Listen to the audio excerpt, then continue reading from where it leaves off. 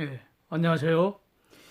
지금 벌어지고 있는 홍콩 시민들 송환법 반대 시위가 심상치 않은 것 같습니다.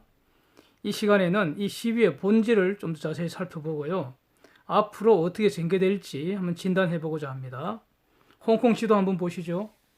면적은 서울의 한 1.8배 된답니다. 인구가 대략 740만 명, GDP 3,650억 불, 1인당 한 48,800달러. 홍콩 시민들 수준 우리보다 훨씬 낮습니다. 선진국입니다. 홍콩은 지금 그 홍콩 기본법에 따라 중공과는 다른 자치권 누리고 있는데요. 이번 시위 그 쟁점은 범죄 혐의자를 중국 본토로 보내서 중국법에 따라, 즉 홍콩 기본법이 아닌 중국법에 따라 재판받는 것을 용이하게 하는 이런 범죄인 인도법, 이걸 송환법이라고 약칭하는 것 같습니다. 이것에 반대하는 겁니다. 여기에는 중공의 꼼수가 이제 숨어 있다는 거죠. 그게 뭐냐면 반체제 인사나 인권 운동가를 중공으로 송환하여 처단하겠다는 이런 중공의 꼼수가 있다는 겁니다. 가령 그 서울 시민을 평양 가서 재판받으라고 하는 것과 비슷한 꼴하지 아닙니까? 홍콩은 이미 다른 국가들과 범죄인 인도 조약을 체결하고 있고요. 이건 아무 문제 없고요. 가령 뭐 프랑스나 미국이나 이런 인권 선진국과 범죄인 인도 조약 체결한다면 반대할 이유가 없겠죠. 그래서 제가 보기에는 이 사건의 본질은 중공의 사법 체계, 인권을 말살하고 있는 그런 중국 법 또는 공산당 독재, 중공 체제에 대한 홍콩 시민들의 어떤 그 거부 선언이 아닌가 이렇게 보여지는 겁니다.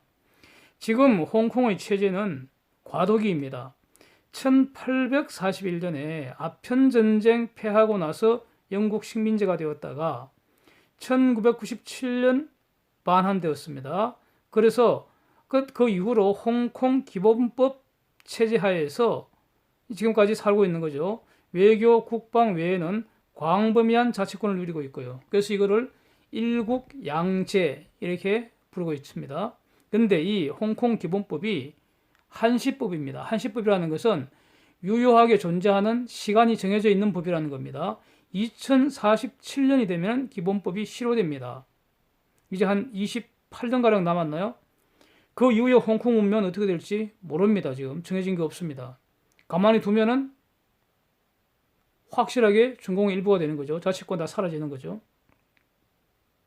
중공은 자유민주주의, 어떤 뭐 권력 분립, 사법권 독립 이런 거 없습니다. 기본적으로. 법원이 인민위원회 하부 조직입니다. 즉 공산당 수하에 있고요. 공산당이 최고 권위를 가지는 당치, 종신 독재자가 지배하는 인치, 부편 관료 집단에 의한 관치, 이런 당치, 인치, 관치에 의한 어떤 인권 말살 국가입니다. 이거.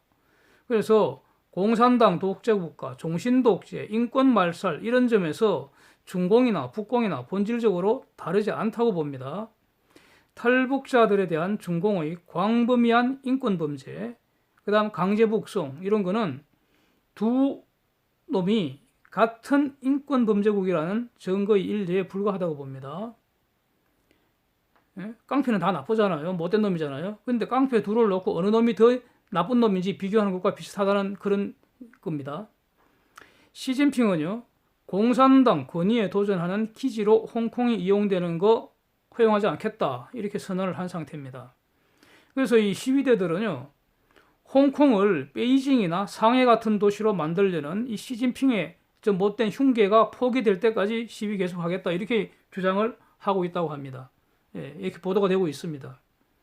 그래서 이번에는 이 연대 파업, 연대 휴업 뭐 이렇게 해서 시민들이 광범위하게 아주 적극적으로 참여했다는 거죠. 최소한 한 100만 명 가량이 모였다고 합니다.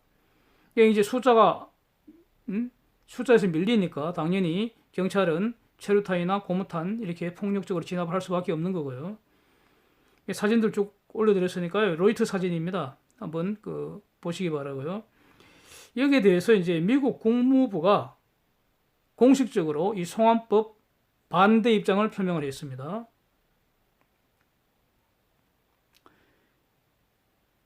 지난 화요일인가요? 트럼프가 직접 언급을 했습니다. 이거 100만 명 시위 이해가 된다는 겁니다. 어떤 트럼프 말은 아주 부드럽게 표현했습니다. 중국도 잘 되고 홍콩도 잘 되는 방식으로 이렇게 잘 해결되기 바란다. 예? 이렇게 이제 해결했습니다. 문제는 이 트럼프, 미국 여기에서 주시하고 있다는 겁니다. 미국의 그 의회, 공화당이건 민주당이든 모두 시위를 지지를 하고 나섰습니다. 그 다음에 세계의 현재까지 대략 한 30개 도시에서 홍콩 시위를 지지하는 이런 연대 시위가 일어났다고 합니다. 중공은 당연히 이걸 외부 세력이라고 그러죠. 내정 간섭 말라고 그러죠. 중공은. 자, 폼페이오, 펠로시, 차이잉원, 대만 총통이죠. 이 세 사람 이름을 직접 거명을 하면서 내정 간섭하는 외부 세력이라고 이렇게 비난을 했습니다. 중공은. 그런데 한번 살펴보죠. 우리가 그 중공에 있던 그 인권 말살 범죄를 도대체 이게 이 문명 세계에서 언제까지 방관만 해야 합니까? 이거 탈북한 그런 가련한 여인들에 대한 천인 공노할 인권 범죄 이거 언제까지 보고만 있어야 됩니까? 이 모른다면 모른다고 하지 뭐 모르는 게 아니잖아요. 다 알고 있잖아요. 이거 못하게 막아야 하고 또 막을 수 있다고 생각합니다. 또 그 신장 위구르 지역 여기에 대해서 광범위한 인권 말살 범죄는 감시 카메라 전문 기업인 하이크비전 등 5개 기업이 중공의 수족이 되어서 이 인권 말살 행위에 조력한다는 이유로 지금 미국이 제재를 검토하고 있잖아요. 이런 상황입니다. 그래서 그 인권이라는 거 이거는 사람을 사람답게 하는 기본권이죠. 이건 국가 이전에 국가와 아무 관계없이 존재하는 것입니다. 헌법에 기본권을 규정을 했다고 해서 규정을 해야 기본권이 생기는 게 아니라 당연히 있는 기본권을 헌법이라는 걸로 확인했다는 것이죠. 그래서 국가는 인권을 보호하기 위한 수단으로 존재하는 것이죠. 따라서 이제 인권 보호를 위해서 온 세계 사람들이 연대하는 것입니다.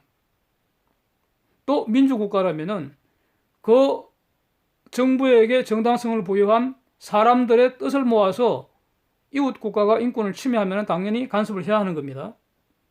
인권을 보호해야 할 국가가 그 권력을 이용하여 인권을 침해한다면 당연히 그러한 국가의 주권은 제한되어야 하고요. 세상 사람들이 벌떼같이 개입해서 국가의 이름으로 행해지는 인권 범죄를 막아야 하는 것이죠. 네. 그래서 이번 홍콩 시위가요, 최소한 한시적 홍콩 기본법을 대체하는, 그래서 영구적인 홍콩 자치권 투쟁 시위로 나아갈지, 이게 최소한의 요구사항이 되어야 되지 않을까 싶고요. 이게 더 나아간다면 이것이 계기가 되어서 중국 본토에서 중국의 민주화 운동이 일어날지 이제 주목하게 됩니다. 그리고 현재 진행 중인 미중 간의 이 패권 전쟁에도 어떤 영향을 줄지 이것도 지금 주목되는 상황입니다. 앞으로 계속 한번 주시해 보겠습니다. 이상입니다. 함께해 주셔서 감사합니다.